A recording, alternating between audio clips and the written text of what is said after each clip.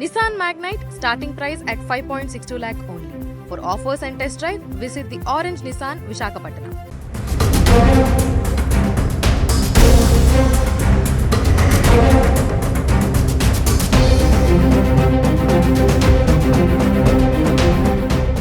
విశాఖలో ఈరోజు 2 ఆత్మహత్యలు. ఒకటి నవవధువు 22 ఏళ్ల అమ్మాయి, మరొక చోట 2 టౌన్ పోలీస్ స్టేషన్ లిమిట్స్లో 34 సంవత్సరాల మరొక మహిళ ఆత్మహత్య చేసుకుంది.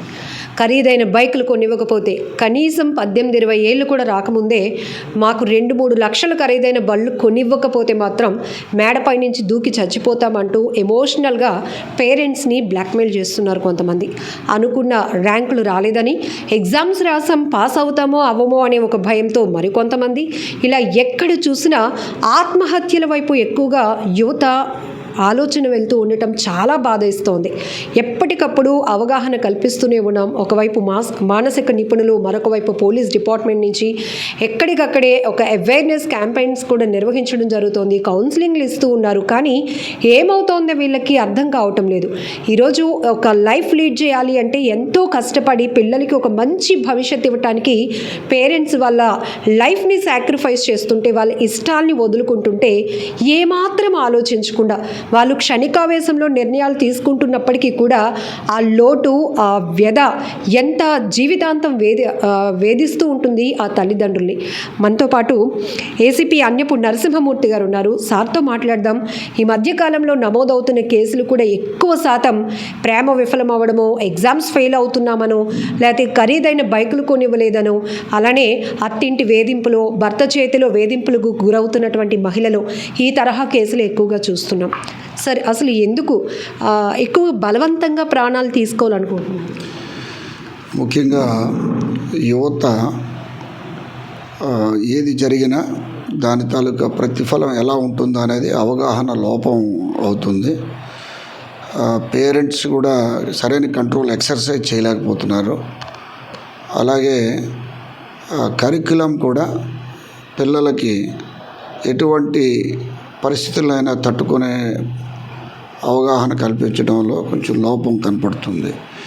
మనం అంతా కూడా కరిక్యులం స్కూల్లో మంచి మార్కులు రావాలి, ఈ రకమైన ప్రెజర్ ఉన్నందువల్ల పిల్లలు చదువు తప్ప మిగతా యాక్టివిటీస్లో సామాజిక స్పృహ, అవగాహన అవి కలిగించుకోలేకపోతున్నారు.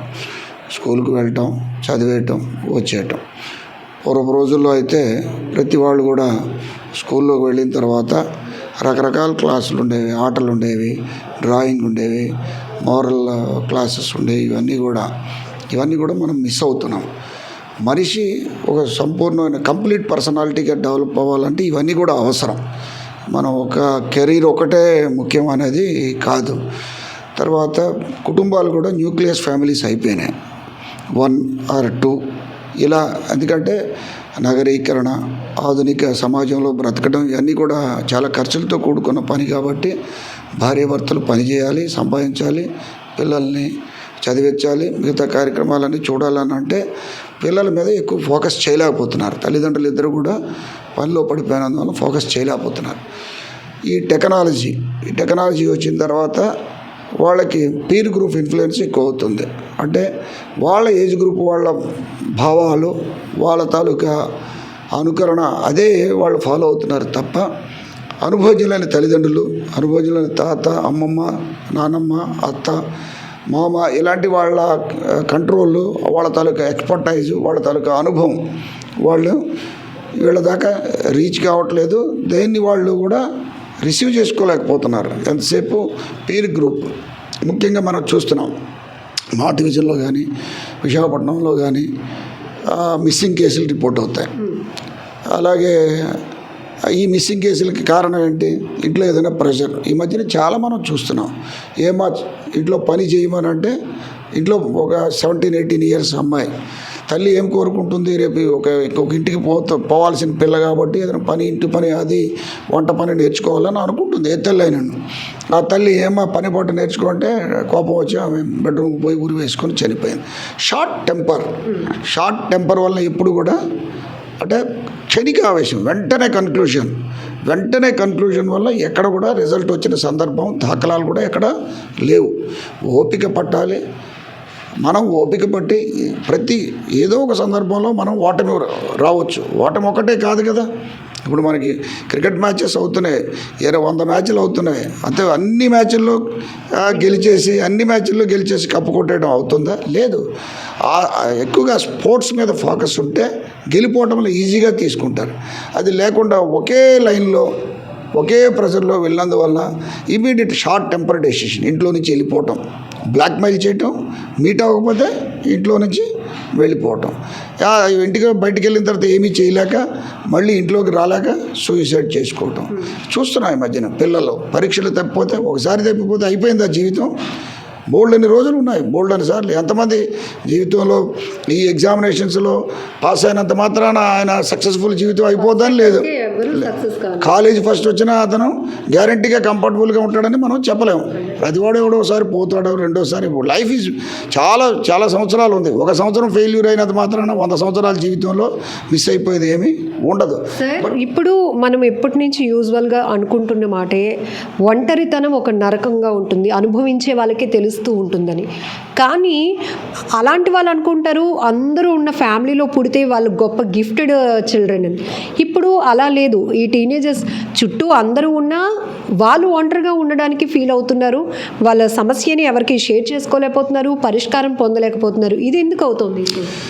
అంటే ఇక్కడ కూడా పీర్ గ్రూప్ ఇన్ఫ్లుయెన్స్ అనండి. Social media peer group influence. Social media ఇప్పుడు మనకు ఫోన్లో ఉండేటప్పుడు జనరల్గా తల్లి, తండ్రి, పిల్లలు అందరూ కలిసి ఒక దగ్గర ఉండటం, అక్కడి నుంచి ఒక కుటుంబంలో ఆ ఫంక్షన్స్లో పార్టిసిపేట్ చేయడం, కష్ట సుఖాలకు పార్టిసిపేట్ చేయడం, ఇవన్నీ కూడా ఈ మధ్యన తక్కువగా కనపడుతుంది. ఫర్ ఎగ్జాంపుల్, మన కుటుంబంలో ఒక పెద్ద ఆయన చనిపోయాడు అనుకోండి, మన వరకు పార్టిసిపేట్ చేయడం తప్ప పిల్లల్ని కూడా ఆ సాధక బాధకాలు వాళ్ళకి తెలియట్లేదు. మనిషి ఈ రకంగా సాధక బాధకాలు ఉంటాయి. ఇవన్నీ కూడా ఏమీ తెలియకుండా మనం పెంచుతున్నాం, కష్టం తెలియకుండా పెంచుతున్నాం. వాళ్ళకి ఏం కావాలంటే అది మనం ఇస్తున్నాం. కాబట్టి కొంతమంది ఏం చేస్తున్నారు, అందరు పిల్లలు కాదు, కొంతమంది పిల్లలు బ్లాక్మెయిల్ చేయటం అనేది, అంటే ఓపిక సహనం వాళ్ళు నేర్చుకోవట్లేదు. పెళ్ళి అవుతుంది, పెళ్ళి అయినప్పుడు కూడా 2 రకాలైన మనసులు, భార్యాభర్తలు అంటే ఒక్కొక్కరు ఆలోచన ఒక్కొక్క విధంగా ఉంటుంది. వాళ్ళు ఇద్దరు కలుస్తారు, పెళ్లి చేస్తారు, ఒక దగ్గర నివసించడానికి మనస్పర్ధలు వస్తాయి, భేదాభిప్రాయాలు వస్తాయి.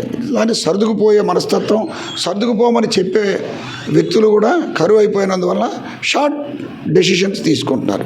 వెంటనే సూసైడ్ చేసుకోవడం. చిన్న పిల్లలు ఉన్న తల్లిదండ్రులు తల్లి సూసైడ్ చేసుకుంటుంది. అలాగే వ్యసనాలకు అలవాటు పడిపోతున్నారు. మనిషి వ్యసనాలు, ఈ బెట్టింగ్ అని, త్రాగడాలని, ఇలాంటి వ్యసనాలకు కూడా అలవాటు పడిపోయి, అంటే ఏమీ చేతకాక వ్యసనాల నుంచి బయటికి రాలేక సూసైడ్ చేసుకుంటున్నారు. బట్ ఒక సూసైడ్ ఒక ఫ్యామిలీ మీద చాలా కష్టాన్ని, ఒక చావు అనేది ఒక కుటుంబంలో చాలా కష్టాన్ని మిగిలిస్తుంది. అది అనుభవించిన వాడికి తెలుస్తుంటుంది. ఒక చావు అనేది అంత ఆషామాషి కాదు. చనిపోయిన వాడు ఈజీగా చనిపోతాడు, కానీ వాళ్ళ తల్లిదండ్రులు ఎంతో రకమైన నరకం అనిపిస్తారనేది పిల్లలు ఆలోచించాలి. ఏ తల్లిదండ్రులైనా పిల్లల తాలూకా శ్రేయస్సు కోసమే ఆలోచిస్తారు తప్ప ఏ తల్లిదండ్రులు కూడా తన పిల్లల్ని శత్రువులుగా భావించరు.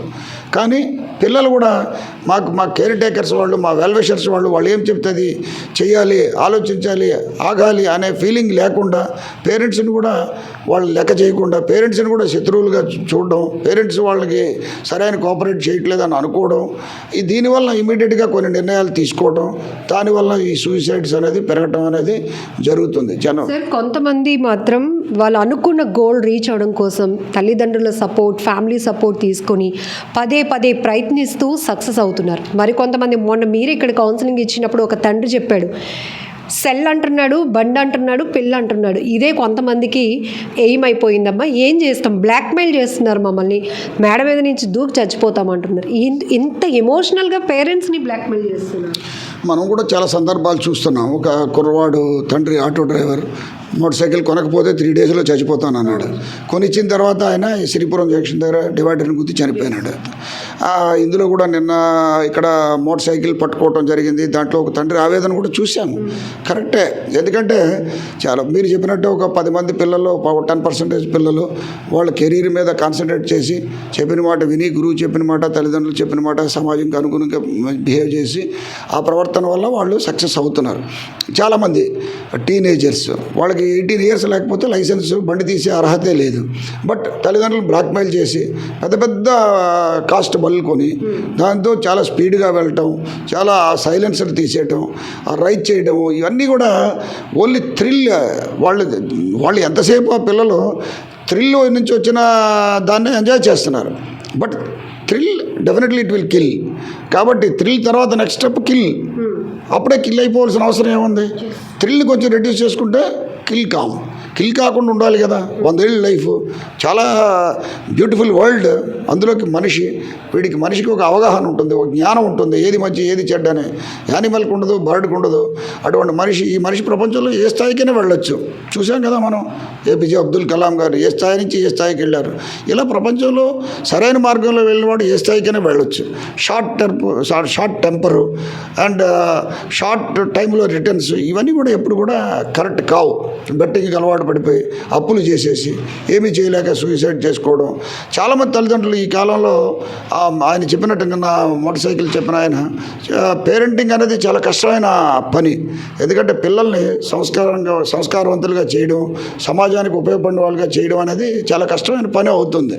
కారణం ఏంటంటే రకరకాల ఆధునికీకరణ, టెక్నాలజీ, సోషల్ మీడియా, ఈ peer group friendship, parental care ప్రాపర్గా లేకపోవడం, కరికులంలో నైతిక కార్యక్రమాల కోసం అని చెప్పేసి లేకపోవడం, ఇవన్నీ కూడా రకరకాలైన ఇవి జరుగుతున్నాయి. తర్వాత పిల్లలు 18 ఇయర్స్ లోపు అమ్మాయిలు అప్పటికే వాళ్ళు మైండ్ మెచ్యూర్ అయిపోయి ఫ్రెండ్షిప్, సెక్సువల్ ఇంటర్ కోర్స్ ఇవన్నీ చేసుకున్నందువల్ల పోక్సో కేసులో 25 ఇయర్స్ శిక్ష పడిపోతుంది. 20 నుంచి 25 సంవత్సరాలు. ఇంకా తెలుసో తెలియక ఒకసారి చేసిన పనికి అది చట్టమే షల్ రెజ్యూమ్, ఇది చేసేసినట్టే శిక్ష పడిపోతుంది.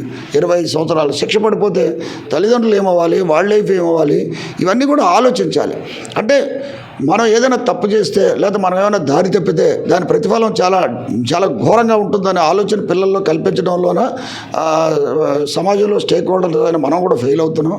కాబట్టి పిల్లలకి కాన్సిక్వెన్సెస్ తెలియజేయాల్సిన బాధ్యత మొదట కుటుంబం మీద ఉంటుంది, తర్వాత సమాజం మీద ఉంటుంది. ఎడ్యుకేషనల్ ఇన్స్టిట్యూషన్స్, పోలీస్, ఇదంతా కూడా అవగాహన ఎంత కల్పించినా but influence, social media influence, peer group influence ఉంది. మనం ఈ మధ్యన మా దగ్గర కూడా చాలా కేసులు చూస్తున్నాం.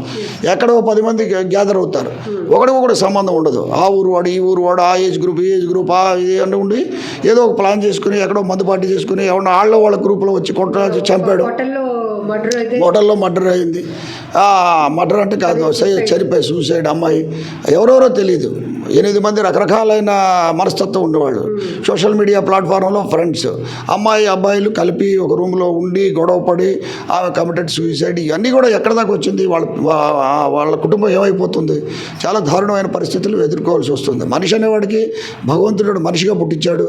వాడికి జ్ఞానం ఉంది కాబట్టి తద్వారా సమాజానికి ఉపయోగపడాలి తప్ప ఈ తప్పుడు పనులు చేసి జైలుకి పోవడం, సూసైడ్ చేసుకోవడం ఇవన్నీ కూడా కరెక్ట్ కాదు. ఈ విషయాన్ని మీ ద్వారా యువతకి మేము తెలియజేస్తున్నాం. Thank you. థ్యాంక్ యూ అమ్మా.